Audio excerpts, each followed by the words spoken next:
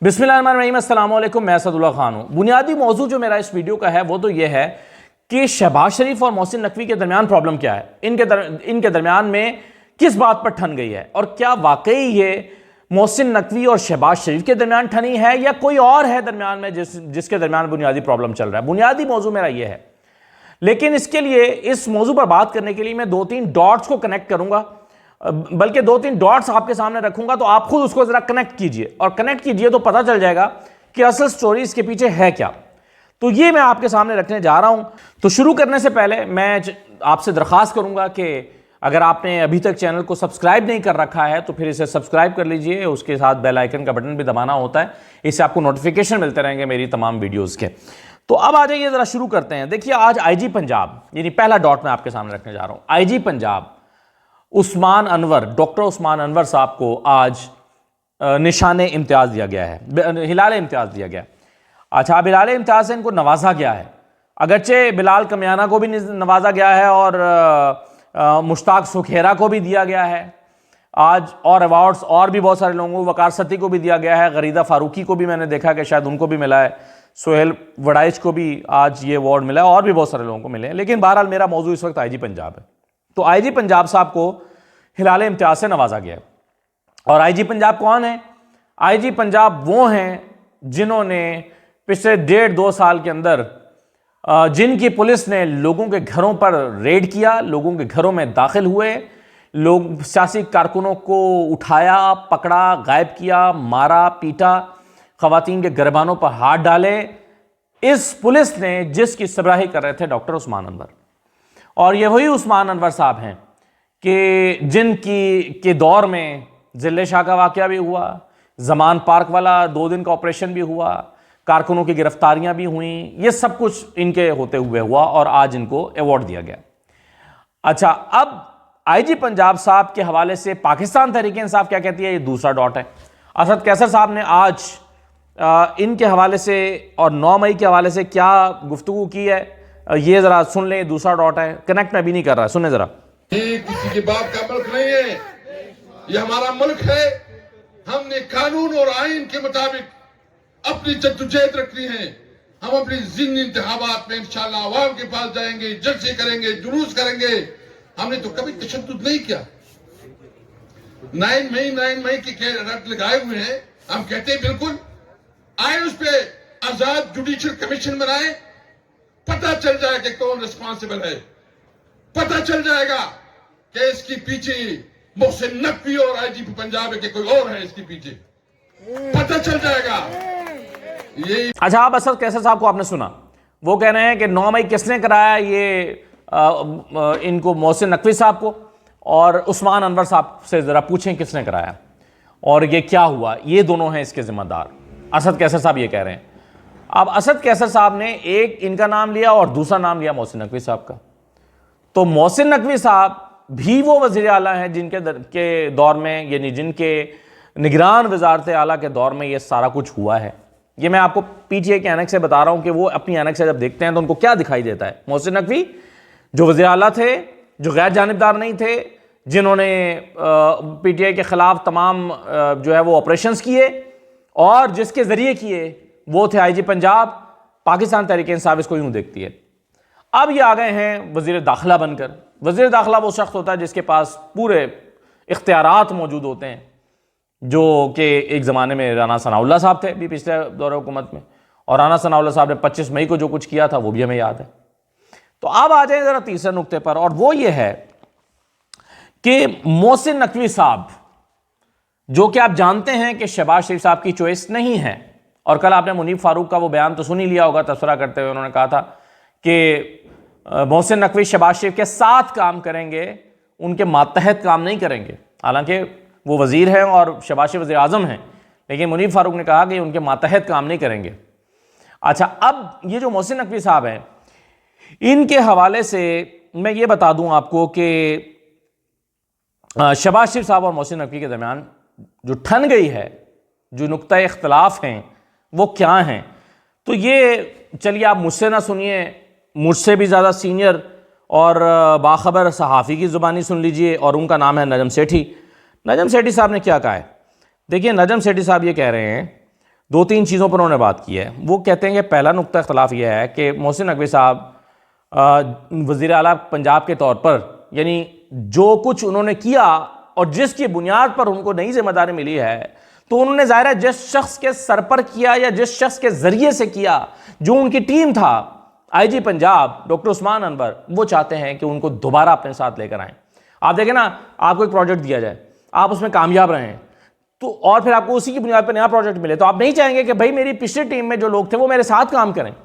तो मोहसिन नकवी साहब ये चाहते हैं, बकौल नजम सेठी साहब के, वो चाहते हैं कि वो पंजाब के IG पंजाब डॉक्टर उस्मान अनवर को मरकज़ी सेक्रेटरी दाखिला के तौर पर लेकर आए, यानी सेक्रेटरी, वफाकी सेक्रेटरी दाखिला, इनफैक्ट सेक्रेटरी दाखिला के तौर पर वो उनको तैनात कराना चाहते हैं। मगर शहबाज शरीफ साहब उनके मुतालबे से खुश नहीं हैं। यहाँ शहबाज शरीफ से क्या मुराद है, ये मैं आखिर में एक्सप्लेन करता हूँ आपको कि शहबाज शरीफ से क्या मुराद है।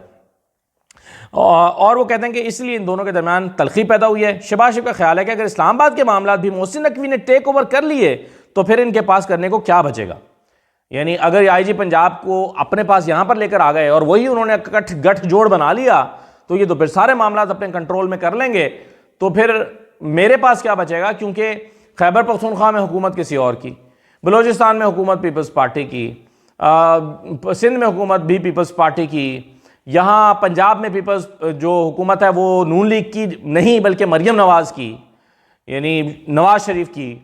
तो शहबाज शरीफ ज़ाहिर है ये सोचेंगे नहीं कि भाई ये मैं क्या करूँगा, मेरे पास तो आज आके ये इस्लामाबाद बचता था, तो अब इस्लामाबाद में भी अगर मेरा इख्तियार नहीं चलेगा और वहाँ पर भी अगर मोहसिन नकवी और उस्मान अनवर का इख्तियार चलेगा तो फिर मैं क्या करूँगा। दूसरा नुक्ता यह है कि अगर इस तरह से ब्यूरोक्रेसी में अपनी मर्जी के लोग मोहसिन नकवी साहब ने लगाना शुरू कर दिए, तो जो इस्टेब्लिशमेंट डिवीजन है, जो वज़ीर आज़म के मातहत आता है, वो इस्टेब्लिशमेंट डिवीजन भी वज़ीर आज़म के मातहत नहीं आएगा। और उस पर अगर इस तरह से मोहसिन नकवी साहब का इख्तियार बढ़ने लगेगा, तो फिर उसके नतीजे में क्या होगा कि इस्टेब्लिशमेंट डिवीजन जो है वो भी उसका शिकवा वज़ीर आज़म से भी होगा, उसका शिकवा मोहसिन नकवी साहब के साथ भी होगा। यूं एक और रिफ्ट पैदा हो जाएगी, एक और इनके दरमियान प्रॉब्लम पैदा हो जाएगा। अच्छा, इसी तरह से आप देखिए कि एक मसला जो है वो मरियम नवाज़ को भी हो सकता है। मरियम नवाज़ यकीनन चाहेंगी कि इस पोस्ट पर जो है वो अपना कोई एतमाद का आदमी लेकर आएँ और ऐसे शख्स को कंटिन्यू ना करें उस्मान अनवर की शक्ल में, जो कि मोहसिन नकवी साहब के साथ काम करता रहा या पिछले दौरे हुकूमत में काम करता रहा, निगरान हुकूमत में काम करता रहा, या जिसकी ज़्यादा वफादारी जो है वो मोहसिन नकवी साहब के साथ हो। तो मरियम नवाज़ भी चेंज करना चाहेंगी और इसीलिए उस्मान अनवर भी चाहते हैं कि वो FIA में चले जाएं, क्योंकि वो एक ज़माने में मेरा ख्याल है चौधरी निसार के ज़माने में भी FIA में रहे हैं, तो वो चाहेंगे कि दोबारा FIA में चले जाएँ और वो वहीं पर जाना चाहते हैं। तो एक मसला ये भी है। दूसरा एक प्रॉब्लम ये भी है कि मोहसिन नकवी साहब जो हैं उनके पास चेयरमैन PCB का ओहदा भी है और वज़ीर आज़म चाहते हैं कि आपको अगर ये इंटीरियर मिनिस्टर लगा दिया गया है तो भाई PCB का ओहदा किसी और के लिए छोड़ दें, अपने बंदे हमने और भी तो एडजस्ट करने हैं। तो आप दो जगहों पर, दो अहम ओहदों पर बैठ गए हैं। तो वज़ीर आज़म ने उनको सॉफ्ट वर्ड्स में कहा भी है कि आपकी बहुत जिम्मेदारियां हैं चूँकि वज़ीर दाखिला के तौर पर और इंटीरियर मिनिस्ट्री में बहुत ही अहम काम करने के होते हैं, बहुत सारे इदारे इसके मातहत आते हैं, FIA भी है, बेशुमार चीज़ें हैं, फिर टेररिज्म का मामला आता है, तो आपको जो है वो उस पर पूरा फोकस करना चाहिए। तो मोहसिन नकवी साहब ने कहा कि आप फिक्र ना करें, मैं दोनों चीज़ों को संभाल लूँगा और दोनों को मैं अच्छे तरीके से टैकल कर सकता हूँ, अच्छे तरीके से डील कर लूँगा। PCB का ओहदा भी नहीं छोड़ूंगा, चेयरमैन PCB भी रहूँगा और उसको भी मैं संभाल लूँगा और चला लूँगा। तो वहाँ पर भी एक और इख्तलाफ पैदा हो गया है। अब ऐसी सूरत हाल में आपके जहन में एक सवाल पैदा होगा कि शहबाज शरीफ साहब, जिनसे हमेशा इस्टेब्लिशमेंट बड़ी कंफर्टेबल रहती है और शहबाज शरीफ साहब इसीलिए पसंदीदा भी होते हैं कि वो किसी बात पे एतराज़ नहीं करते, तो यहाँ पर एतराज़ात उन्होंने क्यों शुरू कर दिए हैं। शहबाज शरीफ साहब को तो कोई एतराज़ नहीं करना चाहिए, शहबाज शरीफ को तो ना उस्मान अनवर पे करना चाहिए। भाई उनको वज़ीर आज़म लगना उनका काम था, अब उनको चाहिए कि जहाँ उसको भेजें वहाँ चला जाए। शहबाज शरीफ को कहेंगे भाई फ़लाँ तकरीब में जाना है तो वहाँ चले जाएँ, शहबाज शरीफ को कहें फ़लाँ हेलीकॉप्टर में बैठो सैलाबज़दा इलाके का दौरा करना है वहाँ चले जाएँ, बारिशें ज़्यादा हो गई हैं वहाँ चले जाएँ, शहबाज शरीफ साहब कहीं फीता काटना तो वहाँ चले जाएँ। इनका काम, इनका रोल इतना है। तो ये शहबाज शरीफ कौन होते हैं कि पहली मरतबा जो है वो अपनी टांग फंसाने लगे मुख्तलिफ कामों में और कहें कि नहीं मुझे तुम्हारा सेक्रेटरी दाखिला कबूल नहीं है, या मुझे तुम्हारी अपॉइंटमेंट कबूल नहीं है, या तुम PCB का ओहदा छोड़ दो। तो शहबाज शरीफ साहब का तो ये मिजाज ही नहीं है, शहबाज शरीफ साहब तो ये करते ही नहीं है और शहबाज शरीफ ये कर ही नहीं सकते। तो फिर वो ये क्यों कर रहे हैं? तो देखिए इसका जवाब सादा सा ये है कि शहबाज शरीफ से मुराद यहाँ पर नवाज शरीफ है। यानी शहबाज शरीफ जो फरमाइशें मोहसिन नकवी से कर रहे हैं वो दरअसल नवाज शरीफ कर रहे हैं, और ये जो सारा कुछ मोहसिन नकवी साहब अपनी टीम बनाने की कोशिश कर रहे हैं उस पर शहबाज शरीफ को नहीं, नवाज शरीफ को एतराज़ है।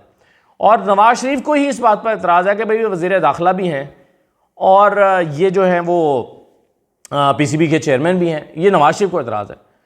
तो इस एतराज़ के ख़ात्मे के लिए वही पुश कर रहे हैं, यानी वही शहबाज शरीफ को पुश कर रहे हैं कि भाई ये इस तरह नहीं हो चलेगा, अपनी ज़रा रेट इस्टेब्लिश करो, वज़ीर आज़म बनो, तुम्हें वज़ीर आज़म बनाया तो अपनी रेट इस्टेब्लिश करो, ये ना करो, ज़रा मोहसिन नकवी के साथ डील करो चीज़ें मामला। तो ये प्रॉब्लम जो है वो उनका इस वक्त ये चल रहा है। अच्छा, अब सिर्फ इसी में नहीं चल रहा, एक और वजारत में भी प्रॉब्लम चल रहा है और उसके लिए बहुत ही इंपॉर्टेंट स्टेप उठाया गया है, लेकिन चूंकि उस पर बात लंबी करनी है जैसे, और वहाँ इसहाक डार की यानी को हटाया जाना फाइनेंस पोर्टफोलियो से, ये बात अभी तक नवाज शरीफ साहब को हजम नहीं हो रही और ये एक पहला नुक्ता इख्तलाफ बन सकता है। आप देखिए कि एक ऐसे शख्स को वज़ीर ख़जाना बनाया गया जिसको नवाज शरीफ का जो नवाज शरीफ को जिसको जानते ही नहीं है, और अब उसके इख्तियारात छीने जा रहे हैं, और फाइनेंस मिनिस्ट्री के इख्तियारात छीन के दिए किसको जा रहे हैं? उस शख्स को जो वज़ीर ख़ारिजा है। ये कहाँ की तुक बनती है?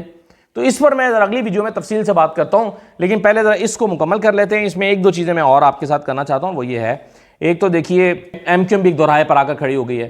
फैसल वोडा साहब, जैसे मोहसिन नकवी साहब को नून लीग ने सिलेक्ट करना है, इलेक्ट करना है इनफैक्ट सेनेट के इलेक्शन में, ऐसे ही फैसल वोडा को वोट देना है, और फैसल वोडा को वोट देने के लिए MQM के वोटों की ज़रूरत है।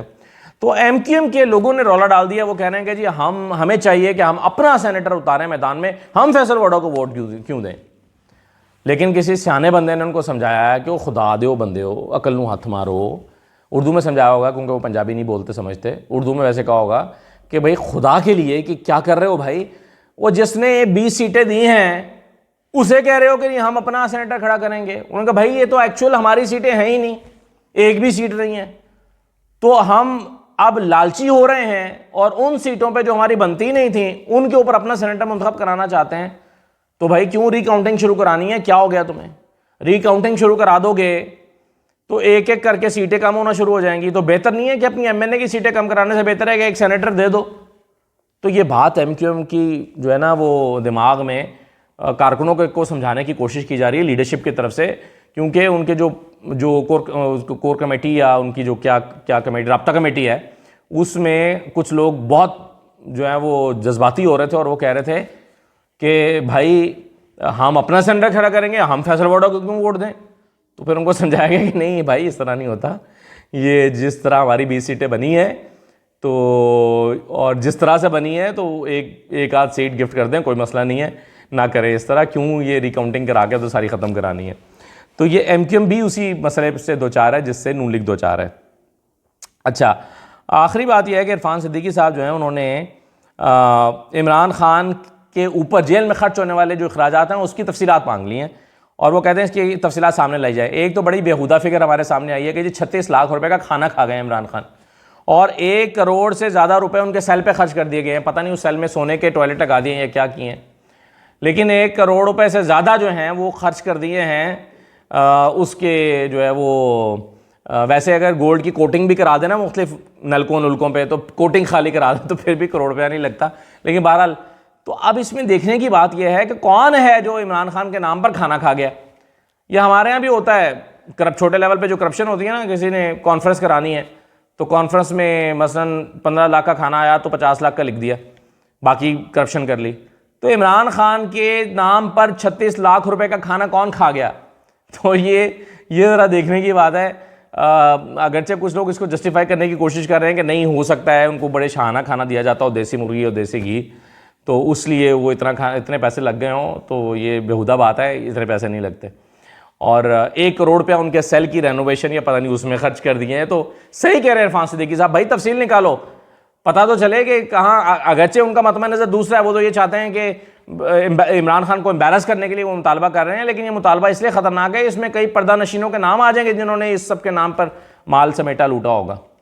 तो मैं बहरहाल लेकिन हामी हूँ इरफान सिद्दीकी साहब के इस मुतालबे का कि यकीनन वो सारी तफसीलात सामने आनी चाहिए ताकि पता चले कि वो देसी मुर्गी कौन कौन खाता रहा है 36 लाख रुपए की, और बाकी 1 करोड़ रुपया कहाँ लगा। तो अगली वीडियो में ज़रूर देखिएगा, उसमें मैं फिर आपको बताऊंगा कि जो एक लड़ाई शुरू हो गई है उन लोगों में जो कि नून लीग के हैं और उन लोगों में जो नून लीग को जहेज़ में ज़बरदस्ती साथ दे दिए गए हैं, उनके इख्तियारात को अब सल्ब करने के लिए नवाज शरीफ एंड कंपनी क्या फार्मूला बना रहे हैं और इसहाक डार की एम्बैरसमेंट को कम करने के लिए क्या कर रहे हैं। तो ये स्टोरी मैं आपके साथ अगली वीडियो में शेयर करता हूँ। इजाज़त दीजिए, अल्लाह हाफ़िज़।